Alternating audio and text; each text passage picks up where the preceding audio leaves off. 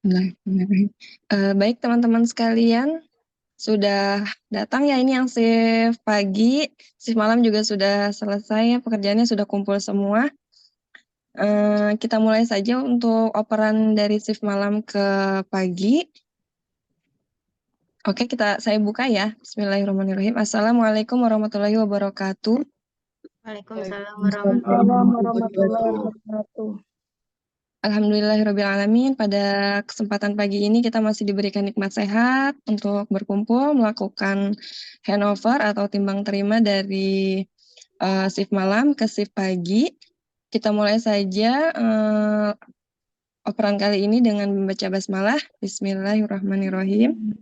Baik, kepada Katim yang dinas malam ya Ibu Siti Alia, untuk melaporkan kondisi pasien, kondisi ruangan terkait sarana dan prasarana, apakah ada terkendala, kemudian ketenagaan, apakah aman, silakan dioperkan, Bu Siti Alia. Baik, terima kasih. Selamat pagi teman-teman semua. Terima kasih kepada Ibu Kepala Ruangan atas kesempatannya. Saya akan menyampaikan laporan dinas malam hari ini terkait ruangan, sarana prasarana, dan pasien. Yang pertama yaitu untuk ruangan, alhamdulillah aman Bu. Sarana prasarana juga insya Allah aman. Tidak ada laporan yang aneh-aneh ya, aman semua. Terus untuk pasien kita punya pasien 3, tidak ada pasien baru, tidak ada yang meninggal ya Bu, tidak 3 ini. Terus untuk laporan per pasien saya serahkan kepada perawat Nurse Agus untuk menyampaikan pasien yang pertama. Silakan Nurse Agus. Ya, terima kasih Bu Katim. Mohon izin teman-teman semua ingin menyampaikan laporan pasien yang menjadi tanggung jawab saya. Pasien ini namanya Tuan A, kemudian umurnya 50 tahun dan dirawat di Flamboyan di kamar 2. Diagnosa medisnya hipertensi dan sudah dirawat 1 hari yang lalu. Saat ini keluhan utamanya nyeri kepala, kemudian sesak berkurang, tapi itu pun jika oksigen dilepas. Jika oksigen dilepas maksudnya masih merasakan sesak. Kemudian nafsu makan kurang. Kemudian di riwayat dulu pasien pernah mengalami penyakit yang sama di tahun 2022 dan selama tahun tersebut kontrol ke puskesmas dan diberikan amlodipin 10 mg. Saat ini saat dirawat di rumah sakit diberikan kanesatan 8 mg, kemudian omeprazol, ceftriaxone, ondansetron. Dan saat ini terpasang infus RL dengan 20 tetes per menit di tangan kanan. Hasil lab nanti teman-teman bisa lihat di terlampir di sana di rekam mediknya. Kemudian saat tadi dilakukan pemeriksaan tanda-tanda vital, didapatkan tekanan darah 170/110 mg, hidrogerikum, kemudian nadinya 90 kali per menit, suhu 36,3 derajat Celcius. Nah, masalah keperawatan, yang pertama itu nyeri akut, kemudian yang kedua gangguan pola napas, yang ketiga gangguan pemenuhan nutrisi. Nah, jadi yang telah dilakukan, yang pertama mengajarkan teknik relaksasi dan distraksi, kemudian mengatur posisi semipolar, kemudian pemberian oksigen tetap dipertahankan, dan yang keempat kolaborasi dengan ahli gizi. Kurang lebih seperti itu Bu Katim. Ya, baik. Cukup bagus ya. Untuk Oke, baik. Untuk pasien yang kedua, saya persilakan Nurse Dewi untuk melaporkan pasien kelolaannya. Terima kasih Bu Katim. Saya langsung saja pasien kelolaan saya atas nama Nyonya S, usianya 52 tahun dengan nomor rekam medik 317486, kamar 701, perawatan hari ke-8 dengan diagnosa medis TB paru Onoate, DPJP-nya Dr. Ruli SPP. Keluhannya itu batuk berdahak, sesak berkurang, klien mengeluh mual, nafsu makannya menurun, makan habis setengah porsi. Tanda-tanda vitalnya, tekanan darahnya 120/80, nadinya 83 kali per menit, pernafasannya 24 kali per menit, suhunya 36,7 derajat Celcius, saturasinya 98% dengan NRM 10 LPM. Terdengar suara ronhi pada kedua lapang paru. Dahaknya berwarna kuning kental, sudah pengobatan UAT hari ketiga. Dia dietnya lunak TKTP. Makan minum per oral ya. Terus diagnosa keperawatannya bersihan jalan nafas tidak efektif sama defisit nutrisi. Rekomendasinya titrasi oksigen bertahap, target SpO2-nya 94 sampai dengan 95%, beri posisi semi Fowler, fisioterapi dada, follow up hasil ronsen toraks tanggal 19. Tolong tanyakan ke DPJP apakah perlu cek ulang OTPT. Terima kasih. Saya kembalikan lagi kepada Katim. Baik, untuk Nurse Dewi itu titrasi O2-nya bertahap, terakhir masih NRM ya? Iya, 10 LPM. 10 LPM. Oke. Baik, cukup ya Nurse Dewi. Ya, terima kasih.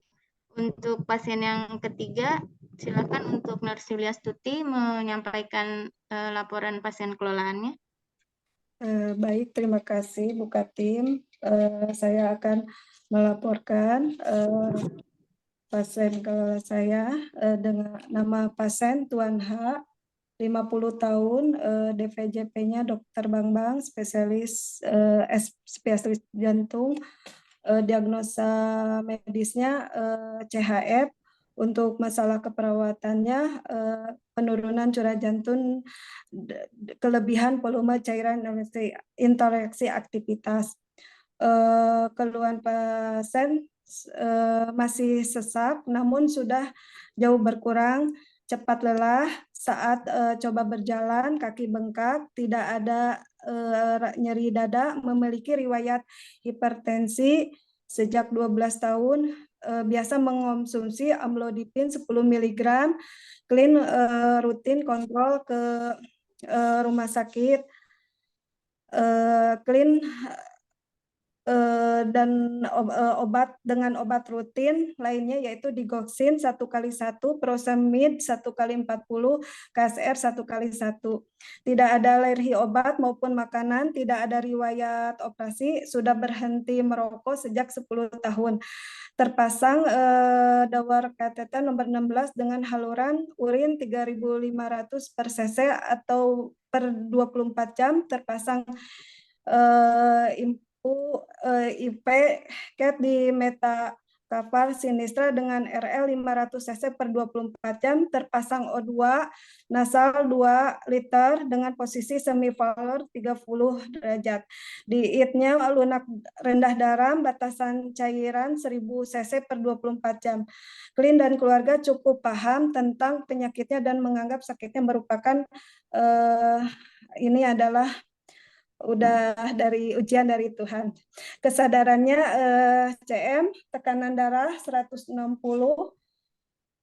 per 110 mg,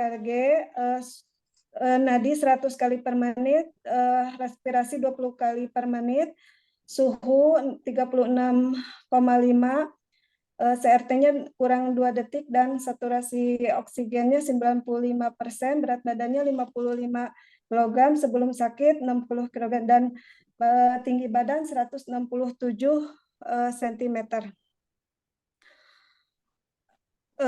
Clean mengatakan juga nafsu makan berkurang karena sesak, tampak sesak berkurang, posisi nyaman, semi Fowler, BAB belum.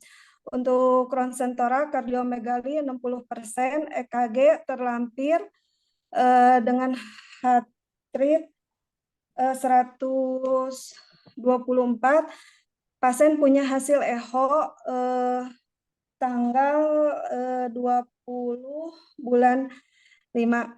Untuk rekornya monitor tanda-tanda vital, SpO2, observasi jika ada keluhan nyeri dada, balance ketat, batasi cairan 1000 cc per 24 jam, dan observasi warna urin, tirah baring, posisi semi Fowler, bantu ADL pasien, tinggikan kaki yang udem, rencana ulang EKG pagi ini, dan rencana EHO follow up untuk administrasi keluarga belum ACC, terus follow up untuk dokter Bang nanti visit, dan kolaborasi ahli gizi untuk diet lunak rendah garam dan batas cairan 1000 cc per 24 jam. Itu yang saya laporkan, Bu Katim. Terima kasih Narsulia. Mohon maaf untuk diagnosa yang diangkat apa saja ya tadi? Maaf.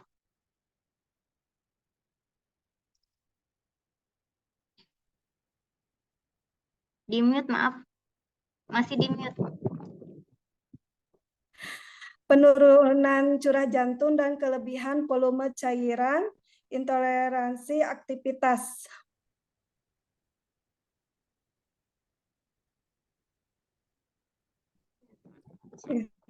Nutrisi diangkat ya tadi? Ya. 4 diagnosa ya.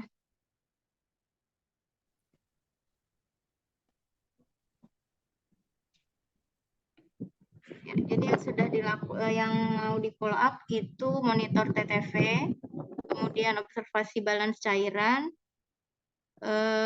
kemudian untuk rencana ulang EKG pagi ini, dan follow up Dokter Bambang untuk rencana echo, kemudian observasi batasan cairan ya. Iya. Baik, terima kasih kepada teman-teman. Baik, Ibu Kepala Ruangan, saya akan menyimpulkan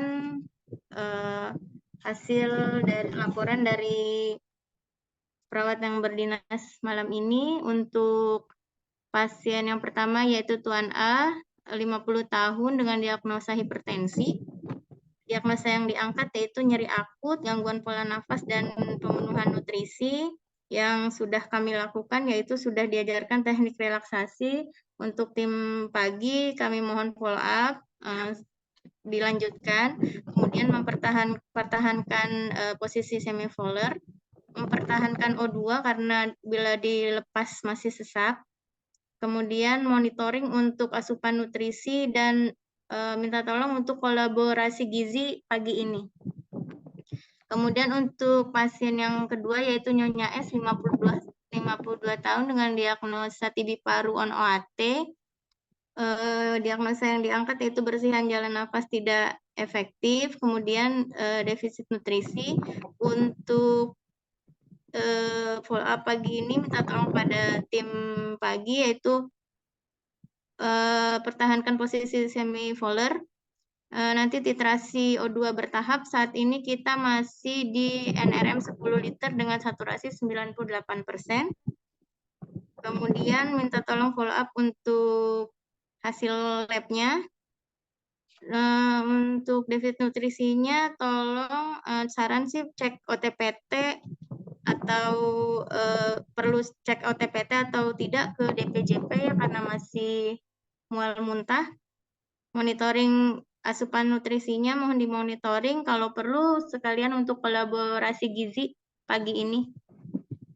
Untuk pasien yang ketiga yaitu Tuan H dengan umur 50 tahun dengan diagnosa CHF. Kami mengangkat 4 diagnosa yaitu penurunan curah jantung, kelebihan volume cairan, kemudian intoleransi aktivitas, dan gangguan pemenuhan nutrisi. Untuk intervensi lanjutannya monitor TTV, observasi balance cairan karena masih udem, kemudian observasi batasan cairan juga, kemudian rencana ulang EKG pagi ini, dan minta tolong follow up ke Dokter Bambang untuk rencana EHO.